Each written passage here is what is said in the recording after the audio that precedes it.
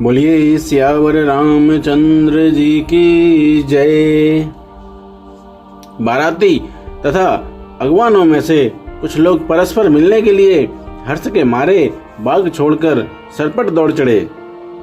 ऐसे मिले मानो आनंद के दो समुद्र मर्यादा छोड़कर मिलते हों। देव सुंदरियां फूल बरसाकर गीत गा रही हैं और देवता आनंदित होकर नगाड़े बजा रहे हैं। अगवानी में आए हुए उन लोगों ने सब चीजें दशरथ जी के आगे रख दी और अत्यंत प्रेम से विनती की। राजा दशरथ जी ने प्रेम सहित सब वस्तुएं ले लीं। फिर उनकी बख्शीशें होने लगीं और वे याचकों को दे दी गईं। तदनंतर पूजा, आदर सत्कार और बड़ाई करके अगवान लोग उनको जनवासे की ओर लिवा ले चले। विलक्षण वस्त्रों के पावड़े पड़ रहे हैं, जिन्हें देखकर कुबेर भी अपने धन का अभिमान छोड़ देते हैं। बड़ा सुंदर जनवासा दिया गया, जहां सबको सब प्रकार का सुविधा था। सीता जी ने बारात जनकपुर में आई जानकर अपनी कुछ महिमा प्रकट करके दिखलाई। हृदय में स्मरण कर सब सिद्धियों को बुलाया और उन्हें राजा दशरथ जी की मेहमानी करने के लिए भेजा।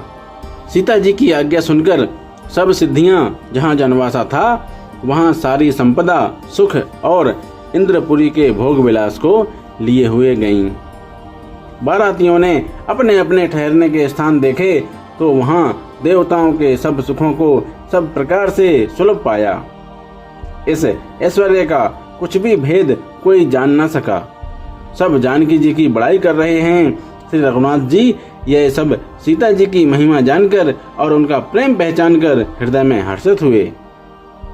पिता दशरथ जी के आने का समाचार सुनकर दोनों भाइयों के हृदय में महान आनंद समाता न था। संकोचवश वे गुरु विश्वामित्र जी से कह नहीं सकते थे, परंतु मन में पिताजी के दर्शनों की लालसा थी। विश्वामित्र जी ने उनकी बड़ी नम्रता देखी तो उनके हृदय में बहुत संतोष उत्पन्न हुआ। प्रसन्न होकर इन्होंने दोनों भाइयों को हृदय से लगा लिया। उनका शरीर पुलकित हो गया और नेत्रों में प्रेम आंसुओं का जल भर आया। वे उस जनवासे को चले जहां दशरथ जी थे, मानो सरोवर प्यासे की ओर लक्ष्य करके चला हो। जब राजा दशरथ जी ने पुत्रों सहित मुनि को आते देखा तब वे हर्षित होकर उठे और सुख के समुद्र में थासी लेते हुए चले। पृथ्वीपति दशरथ जी ने मुनि की चरण धूलि को बारंबार सिर पर चढ़ाकर उनको दंडवत प्रणाम किया। विश्वामित्र जी ने राजा को उठाकर हृदय से लगा लिया और आशीर्वाद देकर कुशल पूछी। फिर दोनों भाइयों को दंडवत प्रणाम करते देखकर राजा के हृदय में सुख समाया नहीं। पुत्रों को उठाकर हृदय से लगाकर उन्होंने अपने वियोग जनित दुसह दुख को मिटाया, मानो मृतक शरीर को प्राण मिल गए हों। फिर उन्होंने वशिष्ठ जी के चरणों में सिर नवाया। मुनि श्रेष्ठ ने प्रेम के आनंद में उन्हें हृदय से लगा लिया। दोनों भाइयों ने सब ब्राह्मणों की वंदना की और मन भाए आशीर्वाद पाए। भरत जी ने छोटे भाई शत्रुघ्न सहित श्री रामचंद्र जी को प्रणाम किया। श्री राम जी ने उन्हें उठाकर हृदय से लगा लिया। लक्ष्मण जी दोनों भाइयों को देखकर हर्षित हुए और प्रेम से परिपूर्ण हुए शरीर से उनसे मिले। तदनंतर परम कृपालु और विनयी श्री रामचंद्र जी अयोध्या वासियों, कुटुंबियों, जाति के लोगों, याचकों, मंत्रियों और मित्रों सभी से यथा योग्य मिले।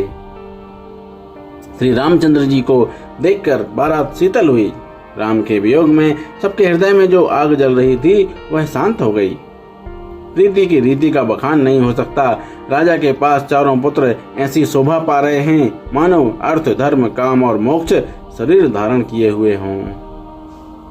पुत्रों सहित दशरथ जी को देखकर नगर के स्त्री पुरुष बहुत ही प्रसन्न हो रहे हैं। आकाश में देवता फूलों की वर्षा करके नगाड़े बजा रहे हैं और अप्सराएं गा गा कर नाच रही हैं।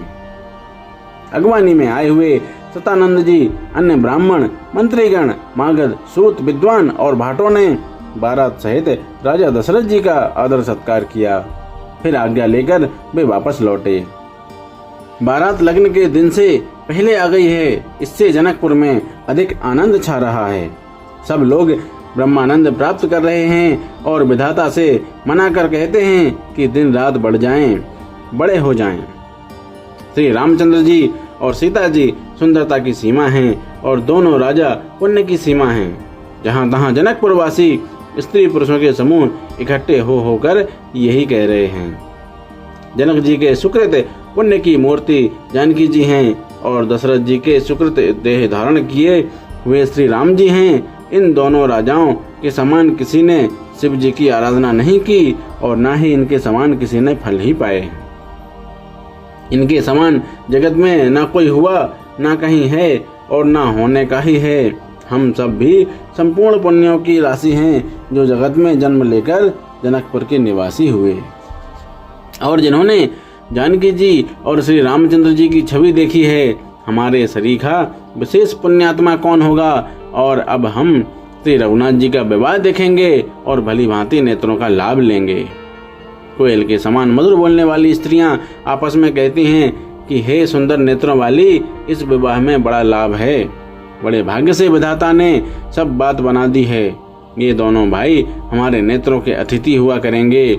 जनक जी स्नेह बस बार बार सीता जी को बुलावेंगे और करोड़ों कामदेवों के समान सुंदर दोनों भाई सीता जी को लेने विदा कराने आया करेंगे। बोलिए सियावर रामचंद्र जी की जय। रामायण मैया की जय।